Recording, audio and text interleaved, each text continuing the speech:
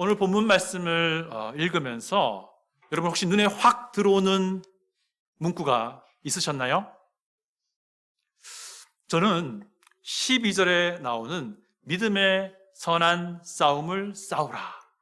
Fight the good fight of the faith. 라는 문구가 제 마음에 확 들어오게 되었습니다. 그러고 나서 이제 디모데 전서와 후서를 쭉 훑어보니까 이 바울 사도가 디모데 전서 후서에서 이와 같은 문구를 한 3번 정도 사용을 합니다. 꽤 많이 사용하는 편인 거죠. 같은 문구를요. 단어도 아니고. 디모데 후서 4장 7절을 보시면요. 바울 사도가 순교 직전에 자기의 삶을 회고하면서 이렇게 고백을 합니다. 나는 선한 싸움을 싸우고 나의 달려갈 길을 마치고 믿음을 지켰다. 라고 고백을 합니다. 한편 디모데 전서 1장 18절에서는 디모데에게 바울 사도가 이렇게 명령하기도 합니다. 전에 너를 지도한 그 예언을 따라서 그것으로 선한 싸움을 싸우라. 그거 가지고 선한 싸움을 싸우라 라고 말합니다. 여러분, 선함이라는 것과 싸움이라는 것은 사실 얼핏 보기엔 잘 어울리지 않는 단어의 조합입니다. 일단 싸움이 나면 어떤 모양이든지 간에 쌍방이 피해를 입잖아요. 여러분 싸워보셨잖아요. 저는 어릴 때 많이 싸웠거든요. 그런데 성경은 선한 싸움을 말해요. 도대체 선한 싸움이 무엇을 말하는 것인가? 우선 디모데전서 1장 18절에서 말하는 그 선한 싸움이라고 번역된 이 그리스어는요, 전쟁에서 막 피 터지는 전투를 말할 때 쓰는 그런 그리스어 단어입니다. 그렇다면 과거의 디모데나 지금의 우리나 싸워야 할 적은 분명히 있을 텐데 그 적은 하나님의 말씀의 가치를 거슬러 가는 그런 세상이 될 것이다 라고 생각을 할 수 있습니다. 그리고 이 세상은 공중 권세 잡은 자라고 표현되는 사탄에 의해서 지금 통치되고 있습니다. 우린 그런 세상을 지금 살고 있는 거예요. 그런데 우리가 실제로 상대해야 할 그 상대는요, 하나님의 말씀의 가치와 반대되는 것을 주장하는 세상의 사람들입니다. 그런데 우리의 싸움의 목적이 무엇이냐는 거예요. 그들을 무찌르는 것인가요? 아닙니다. 우리의 싸움의 목적은요, 그들로 하여금 제대로 살도록 돕는 겁니다. 그들로 하여금 제대로 된 생명을 찾게 도와주는 것입니다. 이것이 선한 싸움이라는 것입니다. 여러분, 조건 따지지 않고 막 무찌르는 싸움은 오히려 쉬울 수 있어요. 이 죽든 내 죽든 둘 중에 하나면 되니까.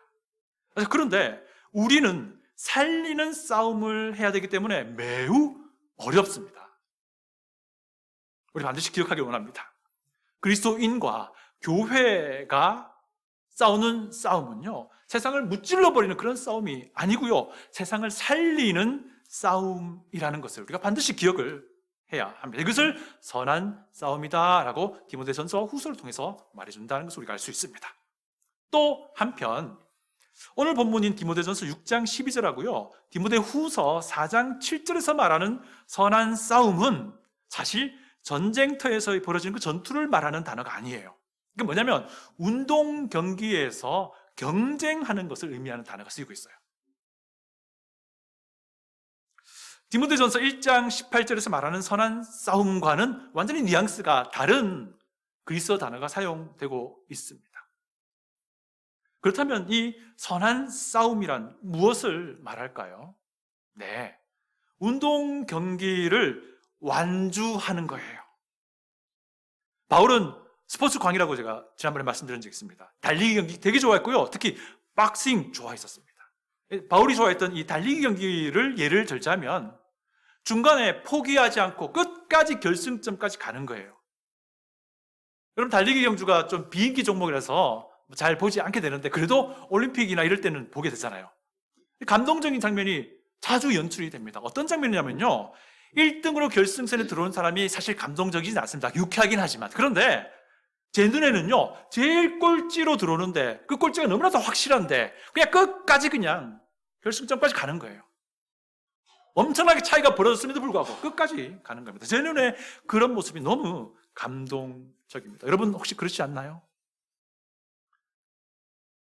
그리고 나서 바울 사도가 순교 직전에 말했던, 고백했던 디모데후서 4장 7절 보면요, 그 말이 이해가 됩니다.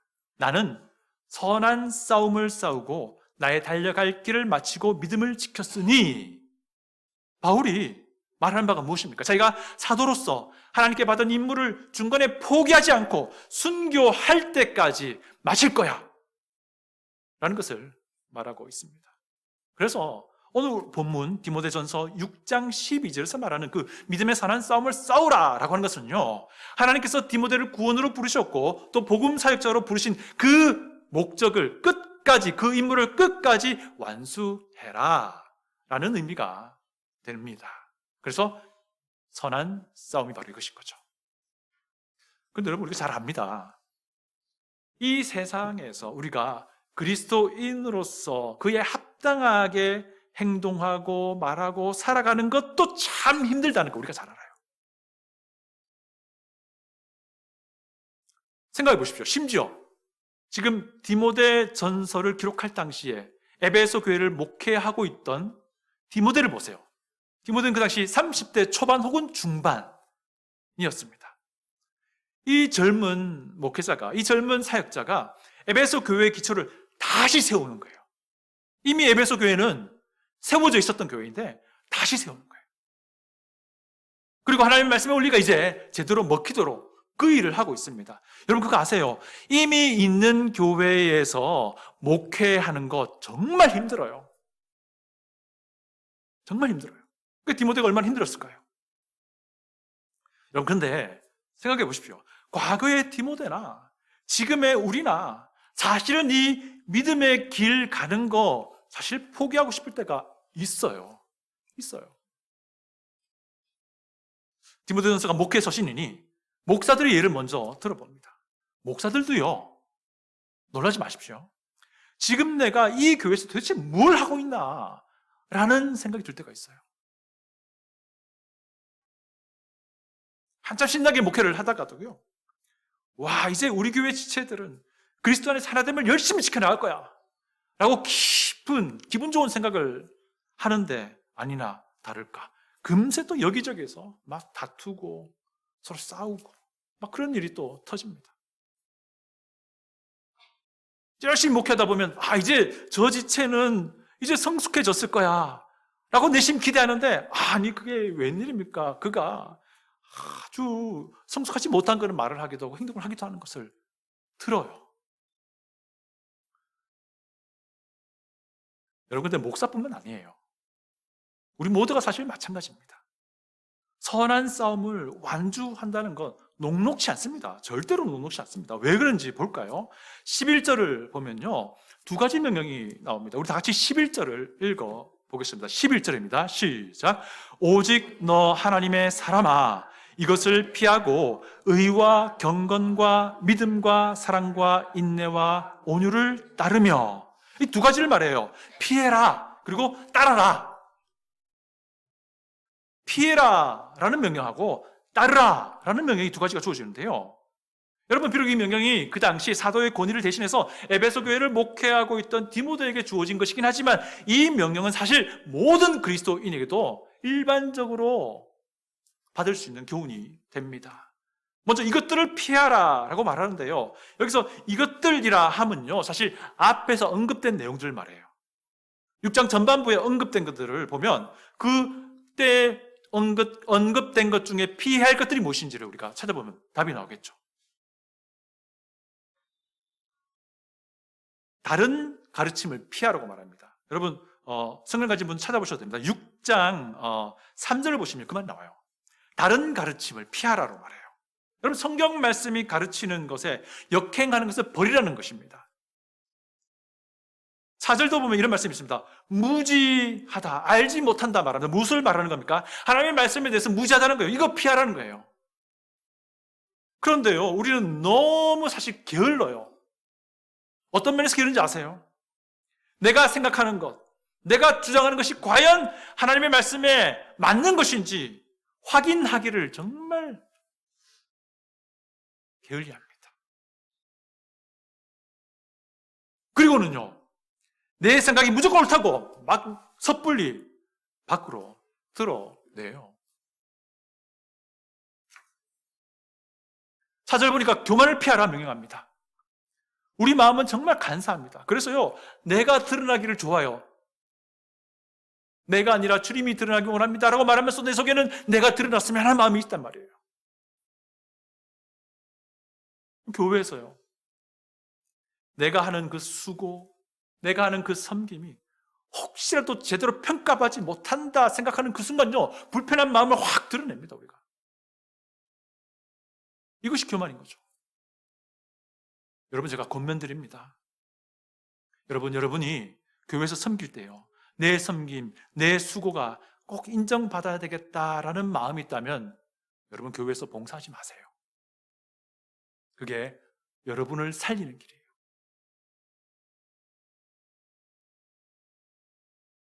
사절 5절 보니까 다툼과 비방을 피하라고 말합니다. 그런데 우리는 어때요? 내 기분을 상하게 했다라고 생각하는 그 순간 즉시로 그 사람 막 공격하기 시작합니다. 비방하기 시작합니다. 심지어 막 싸우자고 막 달겨들어요. 이런 것도 피하라는 거예요. 그러니 얼마나 어렵습니까? 이런 것들이 얼마나 재밌고 짜릿한데. 근데 이거 피하라는 거예요. 얼마나 어려운지 모릅니다. 이제는 따르라고 말합니다. 의와 경건을 따르라고 말하네요. 성경이 말하는 정의가 그리스도인이 함께 모이는 그 모임에서, 교회에서 실현되어야 한다는 거예요. 그리고 여러분들 각자가 서 있는 그곳에서도 실현되어야 한다는 겁니다. 어디에서든지 간에 그리스도인을 한다면 하나님을 경외하는 마음으로 행동하고 하나님을 경외하는 마음으로 말하고 하나님을 경외하는 마음으로 생각해라는 거예요. 그런데 우리는 어때요? 내 욕구가 가는 대로, 내 이익이 가는 대로 하고 싶어 하잖아요. 또 믿음과 사랑을 따르라 합니다.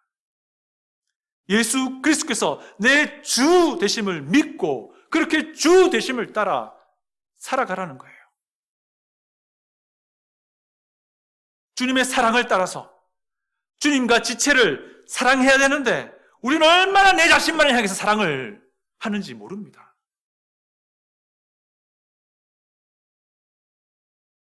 인내와 온유 따르라 합니다. 그리스도인으로서요, 그리스도의 발자취를 따라 살아가야 되는데, 그러다 보면 여러 가지 고난과 어려움이 있는데 그것을 잘 견뎌내는 것이 정상적인 그리스도인의 삶입니다. 그런데 우리 삶은 어떻습니까?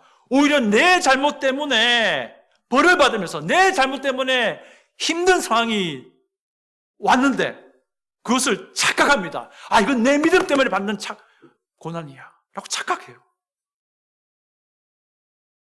내 자존심에 조금이라도 상처가 났다 싶으면요, 온유함이라고 눈 찍고 찾아봐도 안 보여요. 눈에서 레이저가 막 뿜면서 나갑니다. 입에서는요, 사시미 칼이 막 나와서 막 휘둘러요.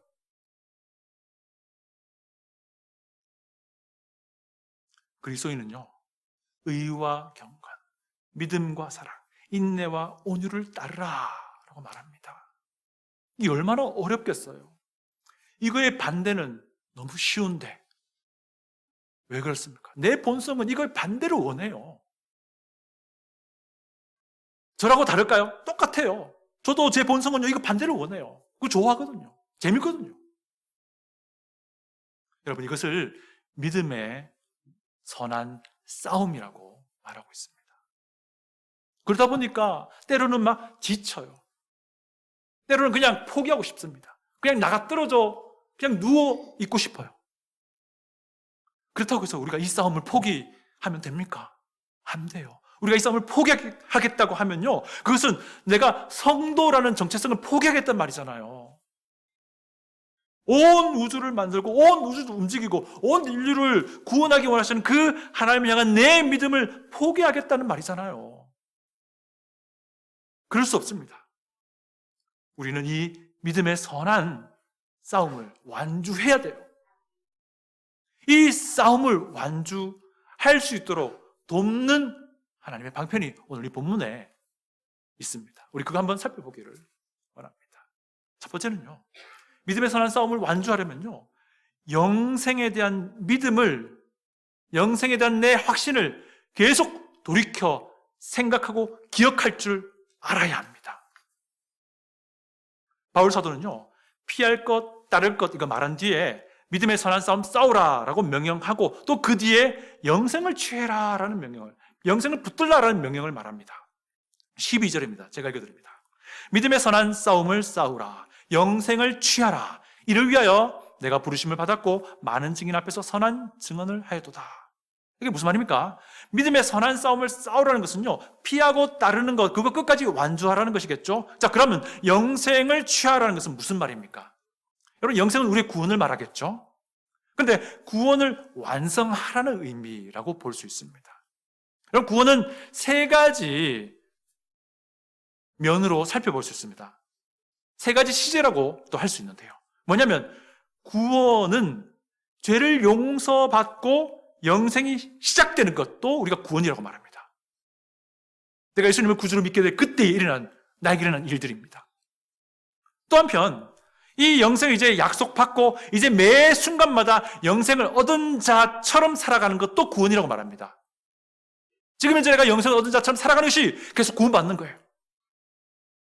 내 영생을 얻는 자처럼 살아가지 못하면 내가 구원받지 못하는 거예요. 그렇다고 나에게 약속된 영생이 사라진다는 의미는 아닙니다. 또 한편 우리 주님의 재림 때에 우리의 몸도 부활의 몸이 되어서 우리의 영혼육이 완전히 구원받게 되는 것, 완성된 것, 이것을 또한 구원이라고 합니다. 그런데 여러분, 분명히 기억해야 될 것이 있습니다. 영생이 시작된 것하고요, 영생을 살아가는 것하고요, 영생이 완성되는 것은 서로 연결되어 있어요. 따로따로 놓을 수 있는 부분이 아니에요. 그러니까 여기서 영생을 붙든다라는 것은요, 죄를 용서받고 영생을 약속받은 이후로 주의 재림 때까지 내가 지금 그리스도를 닮아가면서 피할 것, 피하고 따를 것, 따르는 삶을 완주한다라는 거예요. 그러니까 선한 싸움을 싸우라는 것과 영생을 붙들라라고 하는 것이 같은 맥락이 되는 것이죠. 한편 바울 사도는요, 이런 선한 싸움을 싸우고 영생을 붙들어야 하는 그 지금 디모데에게 조언을 하는 건데요, 과거에 디모데가 여러 회중들 앞에서 확신 가운데 간증했던 자신의 그 영원한 생명에 대한 고백을 한번 떠올려 보라라고 지금 말하고 있어요. 6장 12절 후반부 보시면요, 네가 부르심을 받았고 많은 증인 앞에서 선한 증언을 했지 않느냐, 이 말하고 있는 겁니다. 디모데가 영원한 생명을 위해서 복음 사역자로 부르심을 받았다는 그것을 지금 한번 생각해 보라는 거예요. 과거에 네가 그렇게 증언하지 않았느냐, 과거에 네가 그렇게 확신 가운데 고백하지 않았느냐, 이겁니다. 하나님이 디모데를 구원하신 목적이 디모데에게는요, 복음 사역으로의 부르심과 일치했다는 거예요. 그리고 이것을 디모데가 여러 증인들 앞에서, 여러 지체들 앞에서 간증했다는 거예요. 이것을 다시 한번 기억해 보라라고 지금 바울이 권면하고 있는 겁니다.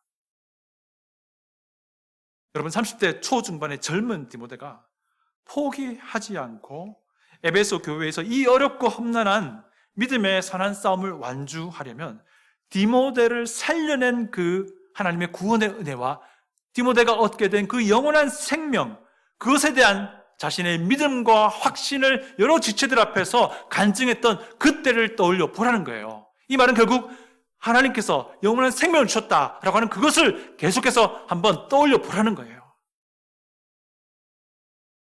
사랑하는 성도 여러분, 하나님께서 왜 여러분들을 구원으로 불러주셨을까요? 하나님이 왜 여러분의 인생에 개입하셔서 여러분을 구원하셨을까요? 하나님이 왜 여러분을 구원하신 뒤에 이 땅에 그냥 남겨두셨을까요? 하나님이 왜 여러분을 구원받은 남편으로, 구원받은 아내로, 구원받은 부모로, 구원받은 자녀로, 구원받은 사장으로, 구원받은 종업원으로, 구원받은 이웃으로 이 땅에 남겨두셨느냐라는 질문이에요. 여러분, 그 이유에 대해서 한번 진지하게 생각해 본 적 있습니까? 여러분, 그것은요, 여러분들이 이 땅에서 믿음의 선한 싸움을 잘 싸우고 그리고 완주하게 하려 하심인 겁니다. 그리스도인으로서 피할 것은 즉시 피하고 따라야 할 것은 확실하게 따르는, 그리고 그리스도인으로서 품위 있게 이 땅을 밟고 살아가도록 하기 위함이에요. 그렇게 그리스도의 발자취를 따르게 하시고자 함인 겁니다. 이것들을 위해서 예수 그리스도의 십자가의 은혜로 우리가 구원받았고 영원한 생명이 주어진 것이라는 겁니다. 그래서 여러분, 우리에게 있어서는요, 구원 사건이 너무 사실 중요해요. 우리의 회심 사건이 되게 중요합니다. 여러분이 처음으로 죄인됨을 깨닫게 된 그 사건이 중요하단 말이에요. 여러분이 처음으로 예수 그리스도를 구주로 믿게 된 그 사건이 너무 중요하다는 것입니다. 여러분이 처음으로 아재 영생이 주어졌음을 알게 된 그 사건이 되게 중요하다는 거예요. 이 구원 사건은요, 여러분 일생일대 가장 혁명적이면서도 가장 은혜로운 사건이기 때문에 그렇습니다. 여러분 인생의 주인이 여러분 자신에서부터 예수 그리스도로 바뀌어져 버린 정말 놀라운 변화가 일어난 사건이라는 거예요. 여러분 인생의 방향이 완전히 달라진 사건이라는 겁니다. 여러분 인생에서 소중함의 그 가치가 완전히 뒤바뀌어 버린 그런 사건이라는 거예요. 여러분의 인생에서 이런 놀라운 영생이 시작된 이 놀라운 구원 사건이 있냐 이겁니다. 만약에 그렇다면 여러분은 이제 믿음의 선한 싸움을 싸우도록 부르심을 받은 겁니다. 그런데 사실 힘들어요. 저도 힘들어요. 믿음의 선한 싸움 포기하고 싶을 때가 있다는 거죠. 그때 우리 나로 하여금 그리스도인 되게 한 그 회심의 사건을 한번 떠올려보라는 겁니다. 여러분의 확실한 그 회심을 여러 지체들 앞에서 간증했던 그 사실을 한번 떠올려보라는 거예요. 믿음의 선한 싸움에서 도망가고 싶을 때가 있잖아요. 그럴 때 여러분들이요, 여러 지체들 앞에서 나는 그리스도와 함께 죽었습니다, 이제 그리스도와 함께 살아났습니다라고 감격스럽게 간증했던 그거 한번 떠올려보라는 거예요. 여러분이 침례에 순종했던 것을 기억해 보라는 겁니다. 여러분이 그리스도와 함께 죽고 그리스도와 함께 부활한 새로운 생명이 됨을 침례를 통해서 우리가 여러 지체들 앞에서 하나님 앞에서 확실하게 간증했잖아요.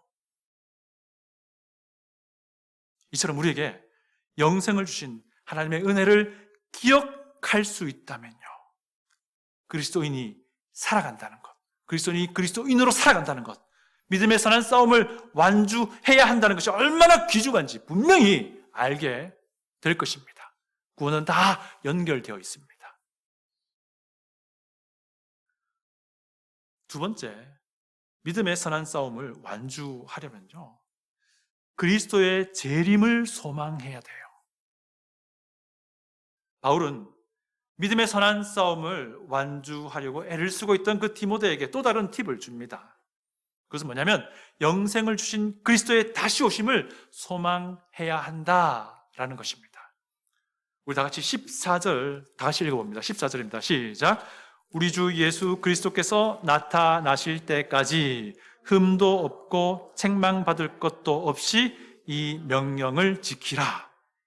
흠도 없고 책망받을 것도 없이 이 명령을 지키라는 말은 도대체 무슨 말입니까? 믿음의 선한 싸움 싸우라는 말이겠죠.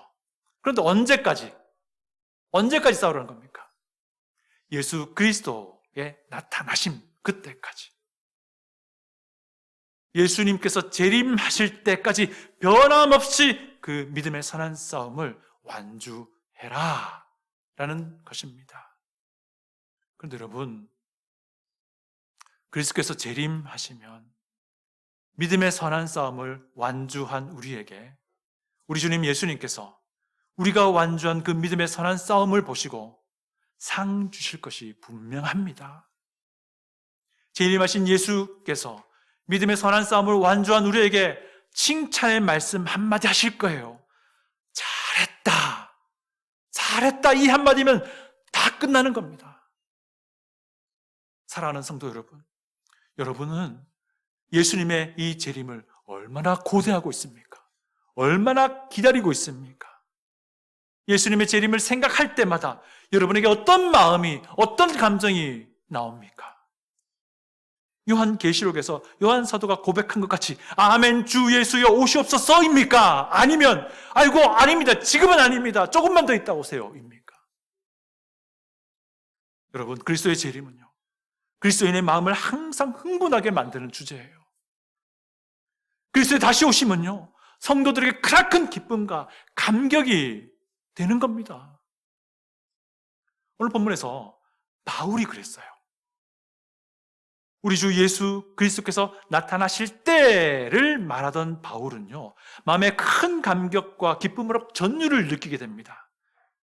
그래서 그리스도의 재림을 분명히 이루실 하나님을 찬양하기 시작해요. 갑자기. 오늘 본문을 보면서요, 바울 사도의 감정의 변화를 우리가 좀 읽어보기 원합니다. 15절, 16절입니다. 다 같이 한번 읽어볼게요. 15절부터 16절입니다.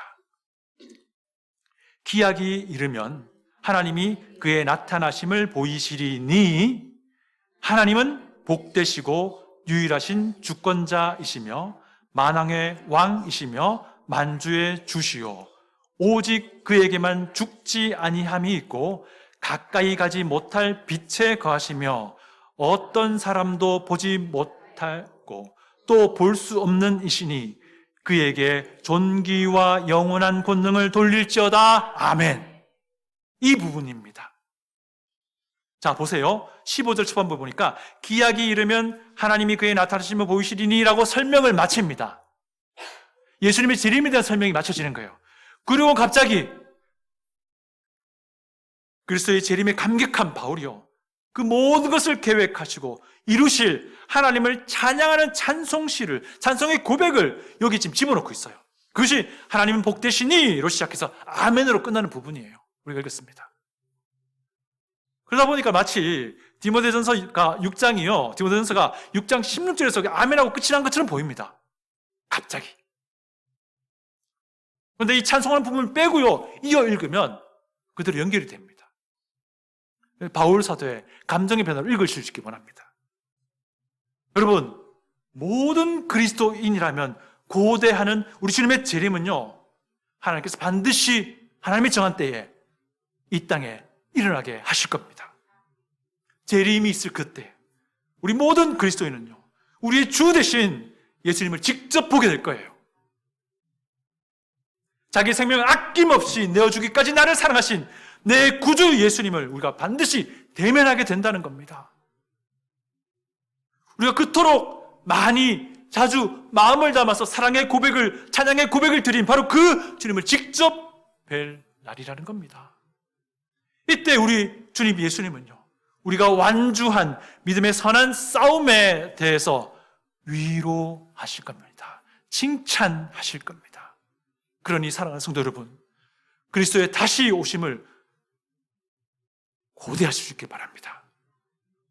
만약에 그리스도의 재림이 무엇인지 잘 몰라서 고대할 것 말 것도 없다라고 한다면요, 여러분 성경 말씀을 통해서 그리스도의 재림이 무엇인지 알아야 되지 않을까요? 그때 여러분이 여러분의 목사를 잘 활용하시면 되는 겁니다. 그리스도의 재림을 생각할 때마다 우리에게 감격과 기쁨이 있고 두근두근 거림이 우리 모두에게 있기를 바랍니다. 내가 정말 사랑하는 분, 예수 그리스도를 만날 기대감으로 흥분하는 우리 모두가 되기를 원합니다. 그날에 잘했다. 잘했다. 이 한마디 칭찬하신 그 예수님의 그 칭찬을 기다리는 우리가 되길 원합니다. 그리고 그것을 바라보면서 우리가 가야 할, 완주해야 할 믿음의 선한 싸움을 끝까지 함께 할 수 있길 원합니다. 여러분, 혹시 옆에 있는 지체 중에 이 믿음의 선한 싸움을 포기하려고 하는 사람이 있습니까? 힘들어하는 사람이 있습니까? 그를 위해서 기도하시기 바랍니다. 그가 예수의 재림을 바라볼 수 있게 기도하시기 바랍니다. 그가 재림 때에 예수님께서 이 한마디 잘했다라고 칭찬하실 그 예수님을 바라볼 수 있도록 그렇게 기도하시고 격려할 수 있기를 바랍니다. 세 번째, 믿음의 선한 싸움을 완주하기 위해서는요, 돈의 매직에서 자유해야 합니다. 19절입니다. 다 같이 읽어봅니다. 19절입니다. 시작. 이것이 장래에 자기를 위하여 좋은 터를 쌓아 참된 생명을 취하는 것이니라. 이 구절이 무슨 말합니까? 이것을 행하는 것이, 그렇게 하는 것이 참된 생명을 취하는 방법이다라고 말하죠. 참된 생명을 취한다라는 말은 12절에 나오는 영생을 취하라는 명령과 일맥상통합니다. 그러니까 영생을 붙드는 것이나 진짜 생명을 붙드는 것이나 같은 말인데 결국 이것이 믿음의 선한 싸움을 완주하는 것이라고 말하는데요. 그렇다면 19절에서 말하는 그런 것이, 이것이 무엇을 말하냐 하는 겁니다. 이것은요, 돈의 매직으로부터 자유로워야 한다라는 가르침입니다.